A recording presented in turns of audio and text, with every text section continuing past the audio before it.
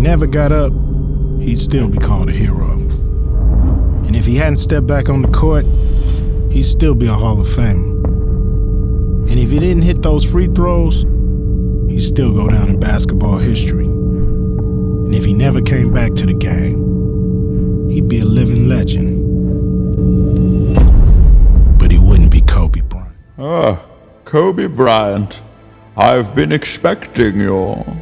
My career is done, Your Grace, and I have failed in my quest to win as many rings as you. Rings are merely jewelry. Even Robert Ory has 7. And MVPs, they are only letters. They do not matter. So what does matter? Making a weird face when you cry at your Hall of Fame speech. Kobe Bryant, you're like a younger brother to me, you know. I'm humbled, Your Grace. Show me your rings. 1, 2, 3, 4, 5. And the other hand? The other hand has no rings. What's going on, guys? It's KB24 Status, and this is the last podcast for the season. We will be doing a podcast. I will be doing one in May during the lottery, of course, when we are determined what pick we will be. But for the official 2018 to 2019 Lakers season, of course, it's officially in the books as of today, April 9th, and this is the last one. In no way does this mean this podcast is over. I'm going to do, more stuff over the summer, the draft, and of course next season. This is not a one-time season thing. But I'm kind of sad that has to end this way. I started posting in January for the season and posted about, 32, 33 episodes. And I should have done this whole year. I posted a few episodes for the season before this, and those were on iTunes, but those were taken down. But it's kind of sad. This is how it ends this year. This is like you can argue this is the craziest day of the season in terms of the actual season itself. I mean, the craziest or the greatest day was us signing LeBron on July 4th, or was it July 1st? I think it was July 4th.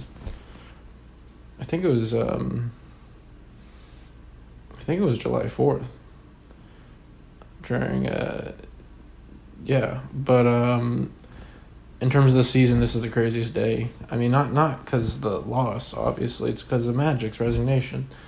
But, so this podcast, we're going to go over a lot of things.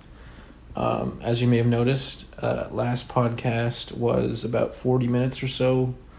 My longest podcast, quote-unquote, / YouTube video was 36 minutes prior to that. And it was 40, as most of you know if you saw it, because it was a Brandon Ingram evaluation, and he's arguably our best player on the team besides LeBron. And it looks like next season he'll be the 3rd or 4th best. Should we get AD and Kyrie, or just Kyrie, whatever. But this episode will be maybe a little bit longer. I'm not sure yet, obviously, because I haven't finished it. But there's more to talk about than just another evaluation. I'm going to be evaluating Kuzma this episode. Of course, there's Magic's resignation. A little bit of Luke, what this means for Luke, and maybe a little bit more after that I won't discuss right now. But, so yeah, thank you for sticking in it for that episode. For those who listen to the full 40 minutes, I really appreciate it. If you just listen for 5-10 minutes, it's okay, I get it. Longer than usual, or you just want to see the intros. I work hard on the intros. I try to change them up for you guys, and the last few I've been trying to make them really good for you guys because I want to close strong. I don't want to, just fumble it to the finish line or whatever for the season. But so let's quickly talk about the game. I'm not going to go over any stats for the game, but of course, the season would end on a buzzer beater by Mo Harkless, which, by the way, and I don't think I said this before, I saw Mo Harkless play in high school when he went to South Kent High School in Kent, Connecticut. And I'll tell you, he was pretty good, but I didn't think he'd be picked. I think he was picked like 12th by the Magic. And I didn't see him being this good. And he's been easy. That shot was huge. So it's crazy seeing a dude, crush us that I watched play when he was like 16. But like I said, this is maybe a great, metaphor, analogy, whatever, for the way the season went. A lot of these games we were right there, and then we just gave up towards the end. And I don't think this is giving up. I mean, he wasn't like wide open, I don't think. But, I'd say there's 20 games this season where we literally were there up by 10 with 2 minutes, 3 minutes, 4 minutes left, and then we lost. Or we were like up the whole game, and in the fourth quarter we collapsed. Or when we were down the whole game, we were making a comeback, and we just couldn't get over that little, we just couldn't get over that little barrier of being down by 3 at one point. But I think the biggest thing is what I'm trying to say is this season there's been a lot of that where we lose at the last second, we give up at the last second, our normal offense just crumbles down and relies on LeBron just doing everything and no movement. But that is obviously not happening this game, no LeBron. But so yeah, Jamari Jones played well. I'm not even looking at the stats, guys, because this is not the most important part of the podcast. Philly Magic's Resignation and Kuzma. But based on the eye test, I remember Jones played well, had a lot of rebounds. JaVale played solid. Jonathan Williams played solid, and it's nice seeing players play well towards the end, but once again, they're not going to be here next year. I think Jonathan Williams will possibly have a 2-way contract next year, because I found out that Caruso is not allowed to have another 2-way G League contract because he had it for 2 years. So I according to Mike Bresnahan of Spectrum, formerly LA Times, he said that the max is 2 years. And this rule is like 2 years old. So now that I know it. And it looks like either we'll have to sign him, and he'll obviously prioritize us based on what we give him, but he knows this already. And if we don't sign him, he's going to get a contract elsewhere. Because then I could see like the Bulls or something, but he's shown enough flashes. But yeah, so really Caruso's the only one, I guess, that has shown anything that will that we could take into next season should we sign him as a second or third string. But back to what I was saying, I could see Jonathan Williams back in the 2-way, and should be interesting to see if Jamario Jones stays on the South Bay Lakers team. Obviously not in 2-way, but do you think someone else would sign him? Like, do you it's possible that another team invites him to a training camp over in September, before the season starts officially, the regular season games, and then give him a couple preseason games. I could see a team doing that, because this guy, he plays small. He reminds you of Josh Hart. Josh Hart's 6'5", and he gets boards.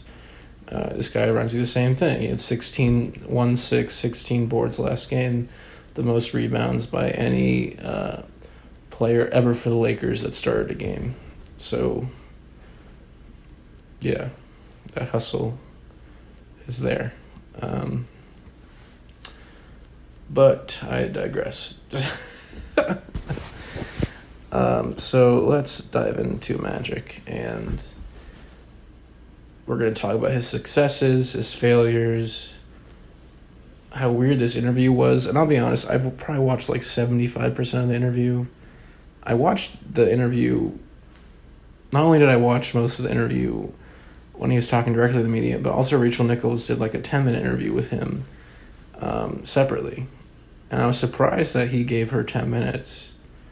Because he just did like 45 minutes with Spectrum. But, I mean, I guess he's trying to make this his exit interview. So he doesn't have to talk next week. But, yeah, I mean, he was with the Lakers in 2017. He took over in February 2017. And I don't know. I think it was February 2017. And remember the whole, Jim Buss like sued Jeannie Buss after she fired him, and then Magic was there and it was awkward, and then she gave the keys to Magic. And the biggest thing that I took from this interview was, well, there's a lot of things, but the biggest thing was Magic said that he did not tell anyone this. And that was clear. He admitted to saying that he said he did not tell Jeannie Buss that he was resigning because he felt that if he told her, she would, cry and there'd be emotional, and then she tried to convince him, and he might give in to that because Magic has known her for 30, 40 years, since 1979, 1980. So that was interesting, him admitting that the media is the first people that he told. Because Luke Walton didn't know. Luke Walton did pregame interview with Mike Trudell, and this was before Magic was up next. And Luke was just talking about, our rotations and what we're going to expect in our final game, yada, yada, yada. And even at the postgame, Luke Walton said, I don't want to talk about this because I haven't had any time to digest this information because I've been focused on coaching this game, which we almost won. And nobody knew. Nobody. The players didn't know. Luke didn't know. Jeannie didn't know. So I assume Rob didn't know. And I even wonder if his wife knew, because Magic, and this may be an unpopular thing to say, and it's so early to say it because this is so fresh. I think, and I don't know if this is a hot take, that Magic is the greatest president of operations of all time that has had only about 2 years to do it. So he came in officially, I think it was February 2017, right? Like I said before. And now we're in April 2019. So let's just say 2 years, 24 months, not 26 months. And he signed LeBron James. And it was all him. Don't listen to the bullshit media saying, oh yeah, LeBron was set on coming, yada, yada, yada. Oh yeah, that's all they're going to have. And it's been the worst kept secret for a year. No. Magic went on Jimmy Kimmel Live, and I believe every single word of it. And he said, I did not know that I was going to sign LeBron. We had no indication that he'd be on our team prior to our interview. And I read the Sports Illustrated article. And when Magic says he didn't know that it wasn't a done deal, when he went in there, I believe it, like I said. And in the Sports Illustrated article, Rich Paul, LeBron's agent / Clutch Management founder, said that Magic and LeBron were speaking a different language, in the sense of, during this meeting, to sign him, in the sense of that Magic had the same pressure that LeBron did coming out of high school and held up to the same standard. And Magic was picked by the Lakers first, and he went to the championship. Magic went to 9 straight championships. LeBron went to 8 straight championships. So Magic said in that Kimmel interview, I'm Magic, baby, I get it done. And he did get it done. And nobody else could have done that.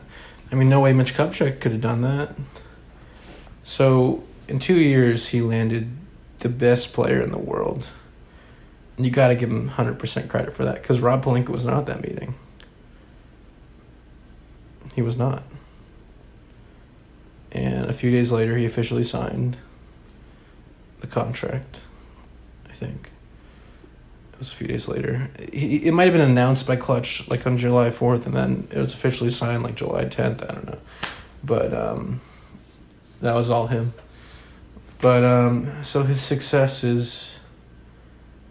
So yeah, one of the greatest short-term, maybe one of the greatest short-term president of operations for any franchise in the history of the league. I think it's the greatest. I don't know the history of president of operations in 1970, 1980, but I can guarantee you that it's really hard. Kobe wasn't signed by anybody mid-season. Michael wasn't signed by anybody mid-season. Michael came back to go to the Wizards, and he was not in his prime. He was out of it. He was older. LeBron's the third greatest player of all time, and we got him at, albeit 33. But,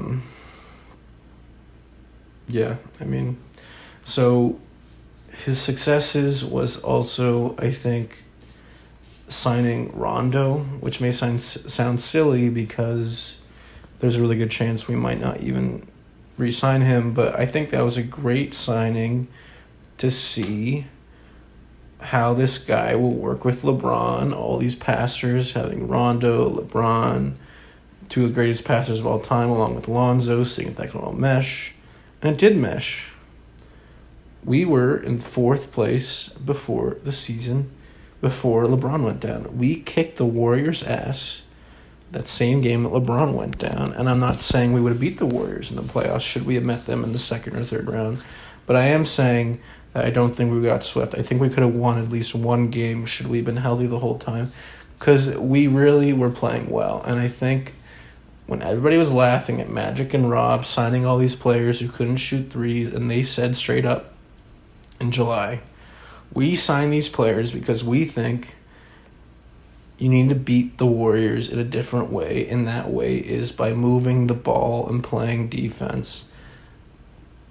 We were pretty good at defense, I think, at first, and then it fell off really hard. Like, our defense fell off hard, like, terrible. But JaVale started out hot on defense, blocking in the beginning of the season, and being, talk of him being, the most improved player, defense player of the year. But all this chemistry was building fast, and we've had so many games this year where we'd have 30 assists on 40 makes, and all that stuff. And our fast breaks. The Warriors, they play on rebounds, fast break, pull up threes. Lakers were really good at fast break and transition, and that's asking a lot of LeBron to be on the fast break constantly because he's a little bit older. But he can take it. And I don't know. Just the point is, I don't know where I'm even going with this. The point is that he signed Rondo and he got these guys to build chemistry, and that was a great signing because we know that Rondo could do really well as a backup point guard to Lonzo or starter. I know in the month of March he had a tough month of March. He sat on the middle of the bench, I think, in March when LeBron passed Jordan in that game, and he had one of the worst plus minuses on the team. Terrible. But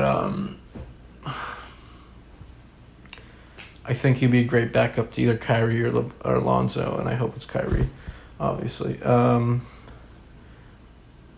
So there's a lot more successes, like trading Lou Williams and getting the pick, which turned into Kuzma. His drafting was fantastic. Drafting Lonzo, drafting Kuzma, drafting Hart. He hit the nail on all of those. You can say he should have taken... You could say that, could have taken Tatum over Lonzo. But you know where Magic fucked up on that? If the Lakers gave any indication that they wanted to take Tatum, then I guarantee you that the Celtics would have not traded down from first to third and they would have kept their pick, and we could have screwed them over. Because now the Celtics got another pick from Philadelphia because of that. And, of course, look where Markelle Fultz is at. Look where he's at. He's on the Magic, and nobody cares. I'm pretty sure he's on the Magic. That's the point. I'm not even sure what team Markelle Fultz is on. That's how relevant he is. But so that's where Magic might have screwed up. And that's more of a Rob Pelinka thing, kind of floating it out there in the media that, what, we're actually really considering Tatum over Lonzo. And the Celtics would have never traded that pick to the Sixers to drop to 3. But, the Celtics were smart. Danny Ainge was smart. He knew that the Sixers wanted Fultz, so he gave it to them. And we fucked up there. Not in terms of picking Lonzo, but what I'm saying, So, here's some shortcomings. And I said the Lou Williams trade was a great beginning step because that was early in his thing. The biggest shortcoming, and I'll start with a small one first, trading Zubats. I think we're going to look back on this and say it was a horrible trade. Because I know trading Zubats and Beasley together to the Clippers, trading 2 for 1, getting Muscala, opened up another slot to sign but somebody should we have been playoff contenders. And we picked up Muscala, 3-point shooter, who's not going to be the team next year. But we're going to regret this. And Zubats has another year left in his contract that will be picked up by the Clippers for like $1.4 million. And this guy's 21 years old. He's young. He is, that means that he has 12 really good years left. And we could have used someone like that because he's still developing. He has soft hands and he had solid moves. And I know he started out very poorly in the beginning, but he has these flashes. And I think that will haunt us a tiny bit. Not a big deal. We can sign JaVale and get another center, but I think having that future player is great. Having Brandon, knowing that you're going to have Brandon for the next 13, 15 years, should we not trade him, is awesome. Versus having LeBron, and we're knowing that the max LeBron will stay with us before his next contract is 2 to 3 years. Should he pick up that team option, the player option at the end? So the biggest shortcoming was the way we dealt with D'Angelo, Julius, and Paul George. And I grouped them all together, guys, all you listeners, and you may know this, you may not know this, but D'Angelo, Julius, and Paul George all have the same agent named Aaron Mintz. And Aaron Mintz's number one agent is Paul George. He only has one, number one client is Paul George. He only has one client, who's an all-star this year. I'm sorry, D'Angelo's an all-star. But he only has 2 clients that are all-stars this year, and one of them is Paul George, and one of them is D'Angelo. The year before this year, his only client that made the most money that was an all-star was Paul George. So his number 2 is 2 star clients. Paul George and D'Angelo had links to the Lakers, and Julius, I think, in my opinion, will be an all-star later. But the point is because the way we traded D'Angelo, the way Rob and Magic treated him, the way we kind of outcast him, and he deserved it, right? The way the Nick Young thing, when he snitched on Nick Young with Iggy Azalea thing on Snapchat or whatever. But that really ticked off his agent, the way we treated D'Angelo. And his agent fed into that, and he was in Julius's ear, and more importantly, he was in Paul George's ear. And I'm not going to say that contributed to Paul George not signing with us or even taking a meeting. He didn't even take a meeting. The fact that we treated his agent so poorly and we treated his other 2 clients so poorly. And I don't think we treated Julius that poor, but the point is that Julius would not commit to us. He did not want to stay if we signed him for only 1 year. And it's ironic because he essentially only signed with the Pelicans for 1 year. He did a 1+1 player option, and he's going to opt out because the Pelicans suck, and he'll sign somewhere else. Maybe we'll sign him. Who knows? I doubt it. But so that was the bad thing, is that there's all this bullshit in the media before Rob signed saying Rob had a bad reputation among all agents. Well, who cares? A lot of these agents are assholes. They're all sharks. They're all money-hungry people. That it's like, have you seen the movie Moneyball with Brad Pitt? These agents talk shit to each other all the time. One, because they know each other, but they're just trying to get what they want, obviously, and that means stepping on some people's toes and throwing people under the bus And guess what? Rob's number one client ever was Kobe Bryant, the greatest player of all time. So fuck you. Yeah. People may not like him. And it's converting an agent to a general manager is one thing, but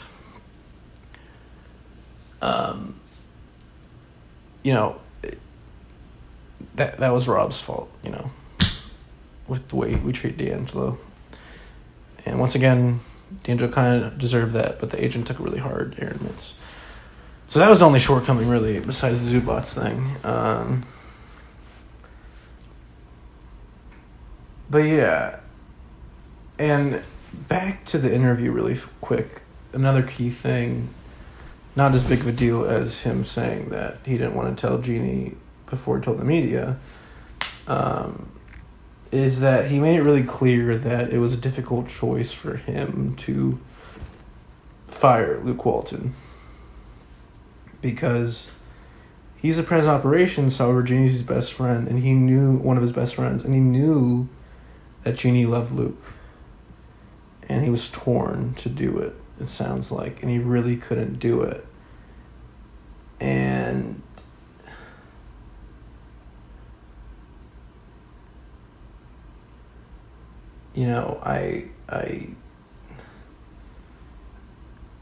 he didn't want to get in between that, and he also made in the interview, clear in the interview, he was like, I just want to get back to my old life. I want to comment on players and congratulate them on X, Y, and Z. When Serena Williams asked me to help her out, be on an advisory board, I want to do it and be able to do it because I can't when I'm with the Lakers. I don't have time. Now he has time. Now he can be Magic, go back to his businesses, being a business mogul and doing everything that he wants to do. But, yeah, that Luke Walton thing was interesting. I wonder if that was the big divide or the big culminating thing. If we never get injured, then we're winning more, and Luke Walton's on the hot seat. Hence, Magic doesn't feel this way that he needs to fire Luke Walton. But just a huge power struggle there, and he said that Jeannie gave him all the power to do whatever he wanted, but he didn't feel right to do that, I guess. But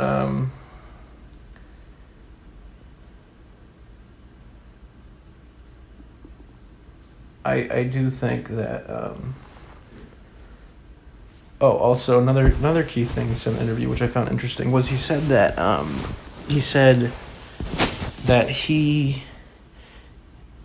this is in the Rachel Nichols interview. I almost said Rachel Maddow as an MSNBC. But in the Rachel Nichols interview, he said, first of all, Rachel was trying to ask him a gotcha question. And the question was, you said that you don't like all the backstabbing that goes on in the organization or in the league. And the Magic is like, well, it's not, I'm not going to say who it is. I'm not going to say that this happens because that's not us. And he goes, but it happens, though. And I'm thinking, Magic, you've ran all these businesses. You've done all these things. You backstab people all the time. You're a business mogul, bro. You're one of the sharks. And I thought that was funny. Because this dude definitely has fucked people over. Because that's the way it is in business. It's just kind of funny that he said that he didn't like all the backstabbing. I mean, come on, dude. If you don't like it, then fire whoever's doing it or whatever. Jesus. Or maybe he meant in general. Maybe he meant the whole league. I think this is probably what he meant. He probably meant the whole league. And I think I know what he's talking about if he truly thinks this way.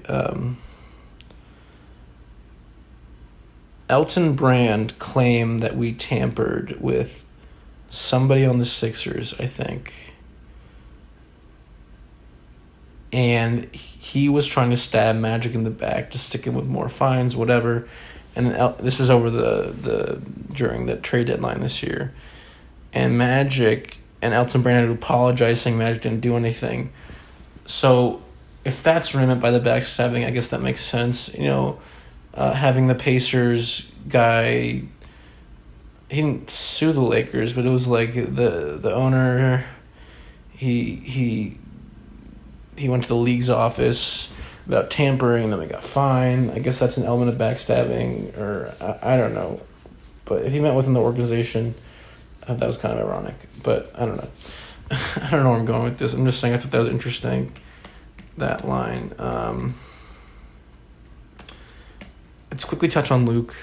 No more about Magic Resignation.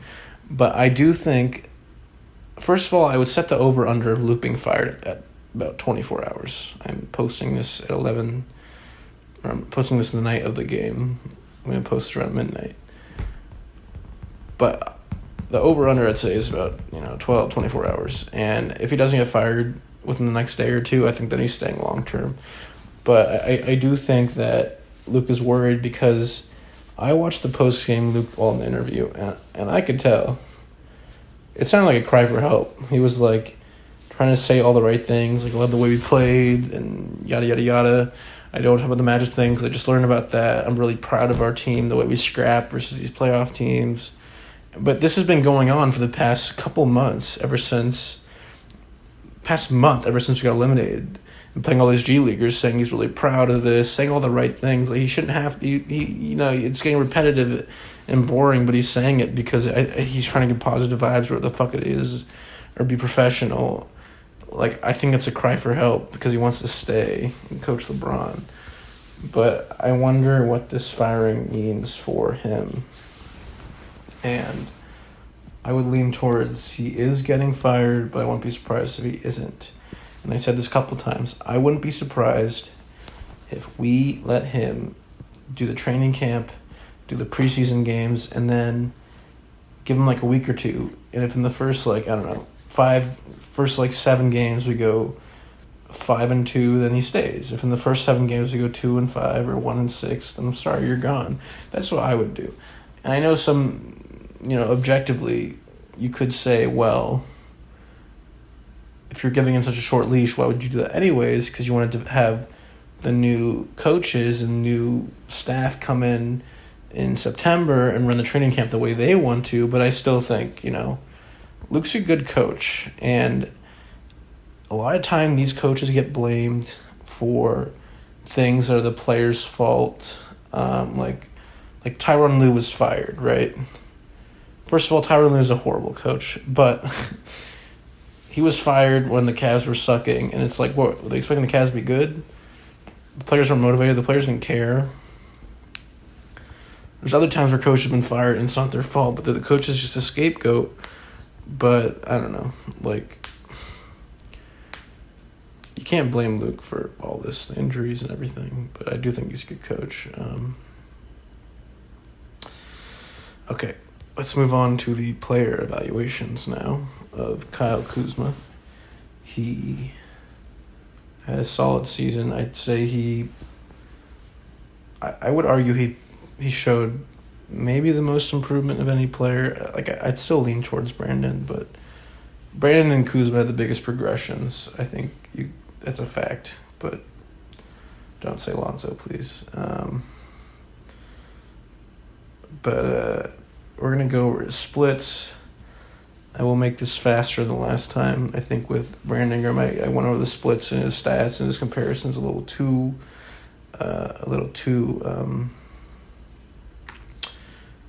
long.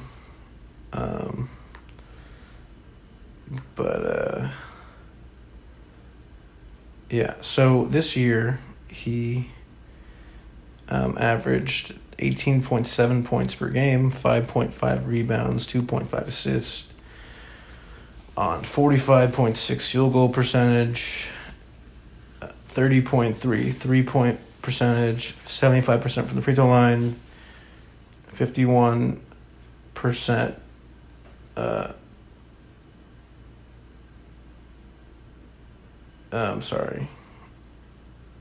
Sorry, I forget that.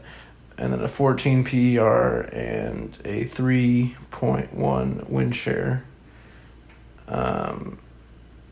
Last year, he was at 16.1 points per game his rookie year, 6.3 rebounds, 1.8 assists, and 45% from the field, and 36.6 from three. Last year he played 77 games. This year he played 70 games. So I'm really worried about that dip in 3-point percentage. He went down from 36.6 to 30%, and I'm very worried about that. His free throws went up from 70% to 75%. The assists went up, and this is interesting about Kuzma. He had like a couple weeks there. It was like a week, like a month ago, where he had like a 11 assist game, and even the title of my podcast was Kuzma passing ? And I don't know, because I've seen players have like, they get so obsessed with passing, like for like a brief stint, that they'll get out of their mode, and they'll get away from what their true game is. So there's a couple times in that stint where Kuzma would like have open shot and I want to pass when he shot it. But yeah, his assist went up 0.7 from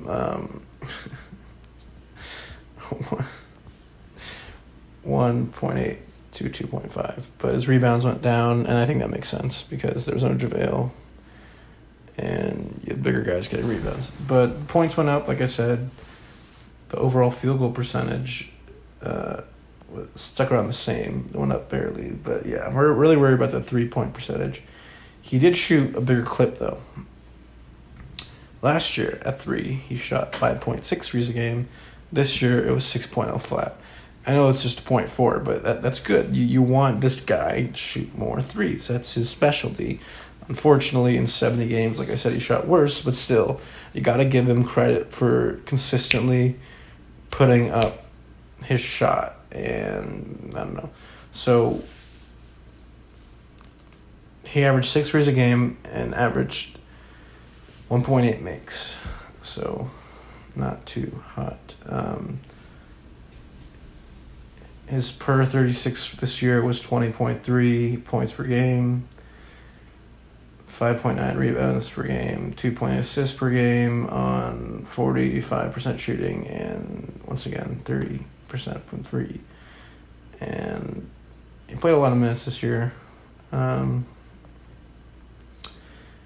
think he averaged more minutes per game this year, but because he played 7 less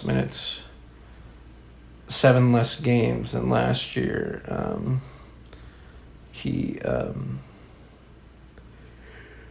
played a little less overall minutes, which makes sense. But this year he started 68 of 70 games, which is good to see because, of course, last year he was 6-man.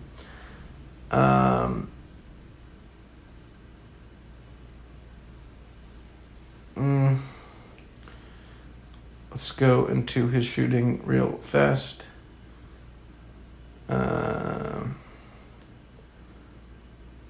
So his shooting from... Hold on. I'm very sorry. I am going to find this. Here we go. Okay. We're going to start with his 3-point shooting. So, like I said, he was 30%. But he shot 422 shots from 3 this season. More than any other shot. He shot 1,087 shots, and 422 of them were threes. He shot 313 or at the rim layups, 313 times, 3 feet to 10 feet, 221 times, 10 feet to 16 feet 78 times, and 16 feet to the 3-point line 53 times. So there's a lot of variety there. His lowest was 16 feet to 3-point, and let's just be honest, probably half of those were his foot on the line shooting threes. But yeah, he shot 422 threes and made 128 of them. And that's his shot. Gotta make them. I'm looking at a shot chart right now, and I'm actually going to post the shot chart during the podcast, but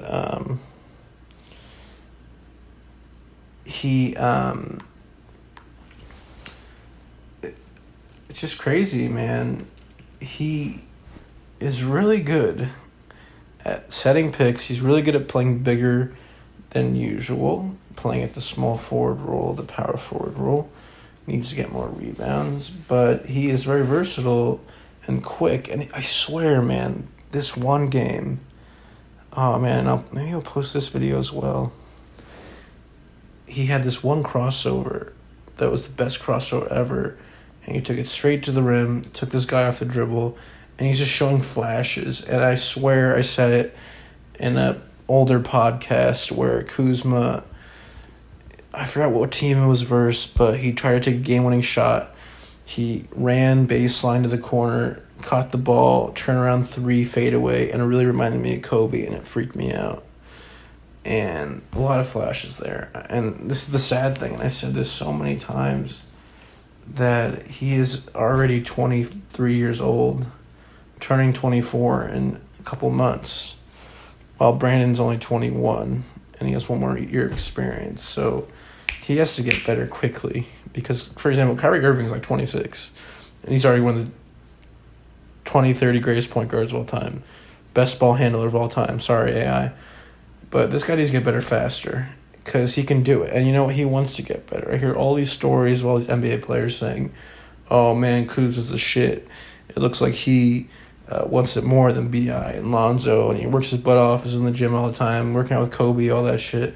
So that's good. But this significant drop of 6% on threes freaks me out, and he needs to come back hard next year. And he's going to work on it, which is great. And honestly, I wouldn't be surprised if he's even not on the team next year. I think in a perfect world, I'd want Kuzma and Brandon to stay and Lonzo to go, like I said a million times. But Kuzma's contract is such a bargain to throw it in for someone like AD. I don't know, maybe that'd be another thing. I don't want to do that. I don't think that will happen, but you never know. Quickly, he shot in the games that we won, he would shoot. I'm sorry. I am sorry to say this. Hold on. His best quarter in terms of percentage-wise was the third quarter at 49%, second quarter 47%, fourth quarter 40%.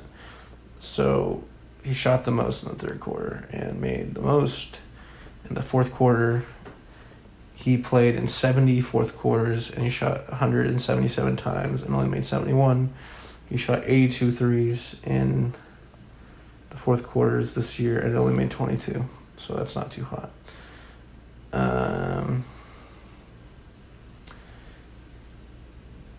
He played the best against... Hold on. Why the fuck is this like this? Fuck is going on? Okay. The team that he played the best against this year, and this is like my favorite stat. I don't know if you got that vibe yet. Hold on. I'm going to find it. I'm very sorry. The team that he played the best against this year was the Houston Rockets, averaging 24 points a game. That's his highest point margin. He played the Houston Rockets. What? This says we played Houston 7 times. Oh, this isn't his career. Hold on. This is a mistake. I'm sorry, guys. This is better. Here we go. I'm very sorry. Let me correct that. I'm super sorry. Yeah, 24 didn't make sense to me, right? Because he's had games where he had 30. That didn't make sense. Okay. I'm sorry. He played the Philadelphia 76ers once, and he had 39 points. So you could technically say that was the best team against, but he only played them once. I usually go by teams that they played more than once. But yeah, versus Philly, he had 39 points. A sexy as fuck 1 steal, 3 rebounds, and... I'm sorry. 1 assist and 3 rebounds. And he made 6 of 8 from the free throw line. So that's hot. Or no, wait. 6 of 7 from the free throw line, and he made 5 for 8 from 3 that game. So he shot 14 for 21 in that sexy-ass game versus Sixers. And he played 32 minutes. But that's 39 points. The team that he played the best, that he played multiple times against, was the Detroit Pistons. And that is kind of a funny thing because, as everyone knows, he is from Michigan. In terms of points, he averaged 26.5 points in 2 games versus them. He averaged 8 rebounds and 10 assists. Oh, no, wait, hold on. No. He averaged 4 rebounds and 5 assists versus the Pistons. And he averaged 2 turnovers. He averaged 34 minutes against the Pistons, and he whatever. You get what I'm saying. Pistons the best team. The best division he played against, the most points per game per division, is against the Atlantic Division. That is the division with the Knicks, Celtics, Raptors, Sixers, and Nets. That's the Atlantic Division. The team that the conference that he averaged the most points against was the Western Conference at 19.2. Again, the Atlantic Conference was at 21.9. He played his best on 1 day of rest. So, interestingly, Brandon played his best, I think, at 3+ days of rest, or was it 2? I'm not sure. Actually, I think Brandon might have been 0 days of rest. But he played his best on 1 day of rest, 1 day in between games. And that happened 40 times. So I guess it makes sense because it happened he played 70 games. He played 11 games where there was no days of rest, 40 games where there's 1 day of rest in between games, 14 games where there's 2 days of rest in between games, and then 4 games where there's 3 or more days of rest in between games. But yeah, so 20.1 when he had 1 day of rest. But when he had 0 days of rest back-to-back, 0 to 80.5. 2 days and 3 days is only 15 points. So in the shorter spans of rest, he played better, and that might be a sign of, him having, more consistent to play 1 day off and back-to-backs, and, when you have so many days off, you're not as, I don't know. The point is, when you're playing back-to-backs, you're already ready. You're already in game mindset the next day. When you have too many days off, that can get you out of your zone. I don't know. That could be the case for him. Sorry. So this is one of my other favorite stats. I'll wrap this up soon. On Sundays, he averaged the most points at 22 points. Isn't that awesome? I think that's a great stat. On Mondays, he averaged 21 points. Tuesdays, 18. Wednesdays, 18. Thursdays, 18. Fridays, 17. And then Saturdays, only 15. What was he doing? Partying really hard on Friday night? Oh, yeah, that makes sense. But yeah, the most games that he played were on Sundays at 12, and that was the most points. That was the day with the average most points, so good for him. By month, October, November, December, January, February, March. There was no March for Brandon, I don't think. Or I think there was just one game, but his best month was December, and ironically, December had the most games in it at 15. So that shows when there's more opportunities and he's more consistent in a day like Sunday, that's when he does the best, I guess. I don't know. And wins, he averaged 18 points, and losses, 18 points. Before the All-Star break, he averaged 19. After the All-Star break, he averaged 17. After the All-Star break, Brandon Ingram played 6 games. After the All-Star break, Kuzma played 17 games. He could have played more games, but the Lakers sat him down. But yeah, all these cool stats. Maybe I'm the only one that thinks these are cool and you guys are just bored. But I think these day stats, are awesome. But his career stats, we can look at it. So his career stats now are at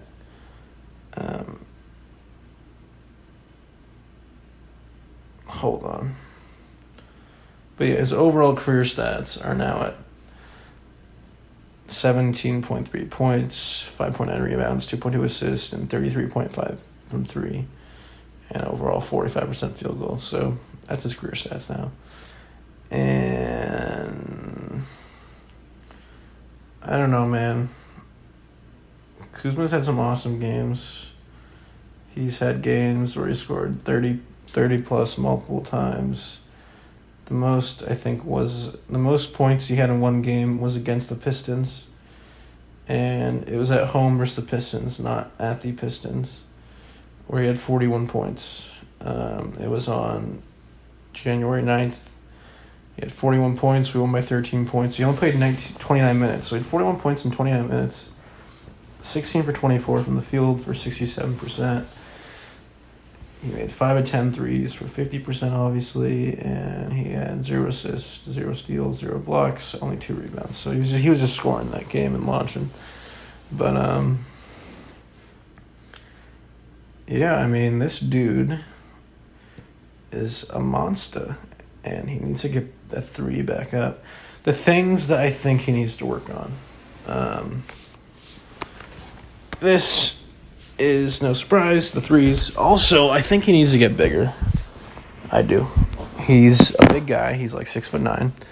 But I do think that he needs to bulk up a little bit. I do think that he should go see Kobe more and work on his footwork even more.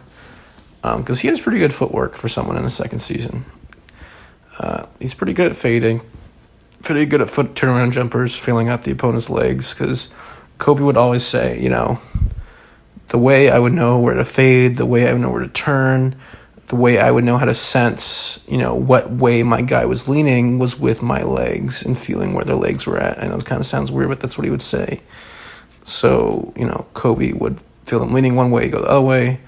Kobe would, do a little hesitation with his back, fake like he's going right, feel the guy jumping to the right and then go left. So Kuzma has some of that stuff. But yeah, so bulk up, get better at the 3s. I think the free throws too, and I think this can go for every single player besides KCP.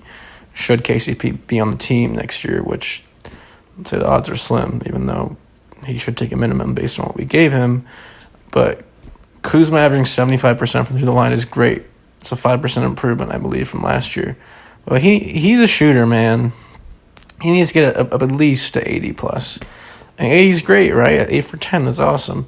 But he needs to get that up. So improve on that. What else? Here's a weird thing. When the Lakers lost to the Suns a few weeks ago, when we were still in the playoff hunt, I think it was at Phoenix, and the Phoenix Suns at that time had the worst record in the league. I think now the Knicks have the worst record in the league. But they were the worst record in the league, and I specifically remember it because in that podcast after the game, I said that Billy McDonald, when the Lakers were coming back and they were down big, Billy McDonald said, wow, the Suns are playing like a 15-win team right now. And I said, no, the Lakers are. And when we lost that game, Kuzma was in the locker room, and he was saying, there's something wrong with this team. And I have the video of that. I'm going to post that video. I'm going to post the video of him saying that. I'm going to post the video of him doing that sexy crossover, too. But, he was saying that there's obviously something wrong with this team, and I don't know what it is, but we got to fix it. And it sounds like we can't fix it, and we better fix it. But I said, in this video, I was saying I've never heard someone say that or be so blatant, saying there's something wrong with this team. He was more explicit too, and I have the video, like I said. But I thought that was interesting. So I guess I'm trying to say improve on your post game comments. Because that stuff does matter. Because your teammates do see what you say. And the coaches especially see what you say. Like, for example, JaVale went to the media and called out Luke around the media. Next thing you know, JaVale's not starting. So it does matter. And I think by saying there's something wrong with the team is kind of the players don't take it as seriously as maybe the media does, obviously. But, I don't know, I just wouldn't say that. But, so that's Kuz, man. Once again, it's been a great season, guys. I really think, not for the Lakers, I'm saying for Lakeshow's finest Redux. Once again, it's called Redux because I used to do normal,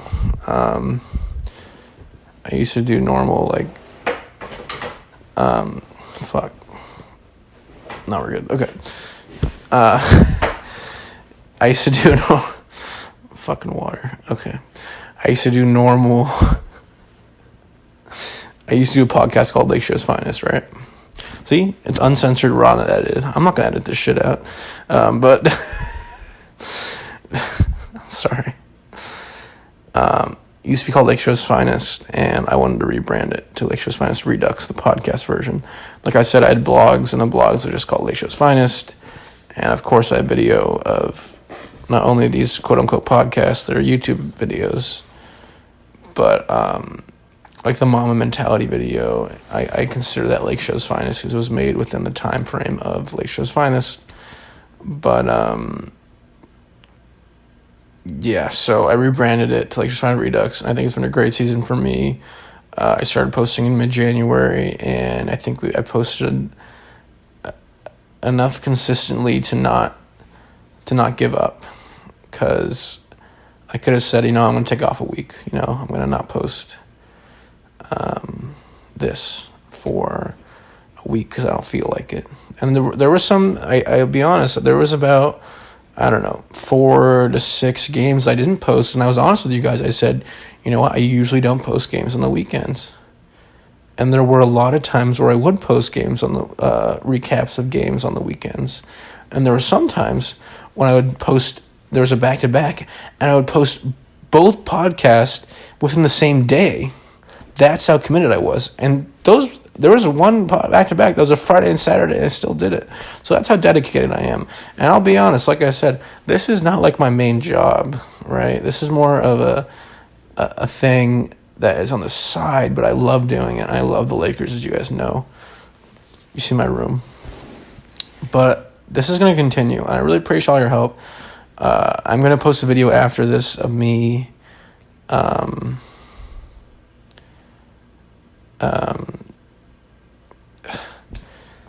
I'm going to post a video after this of me saying thank you, because I want you guys to actually see me say it. But once again, you guys are awesome. Thank you so much. I will be back in May for the lottery.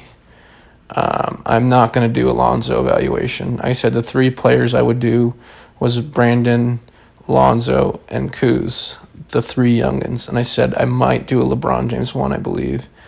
But there's nothing really to evaluate because he's a G. And I did a Josh Hart one. So I did Josh Hart, Brandon, and now Kuzma. The main youngins that actually mattered for this year. I didn't think it made sense to do JaVale because he might be gone. Makes sense to do Lance because he might be gone. But I'm not going to do Lonzo because fuck Lonzo. I hate him right now. He's an asshole. Fuck the injury shit. Fuck all that shit. Fuck Lonzo. I hope he gets traded within the AD package, Anthony Davis package. Okay, we're going to end on the high note. Check out this video of me thanking you guys. Thanks again. Have a good one, and let's pray that the lottery balls bounce in our favor. Please. All right, take care.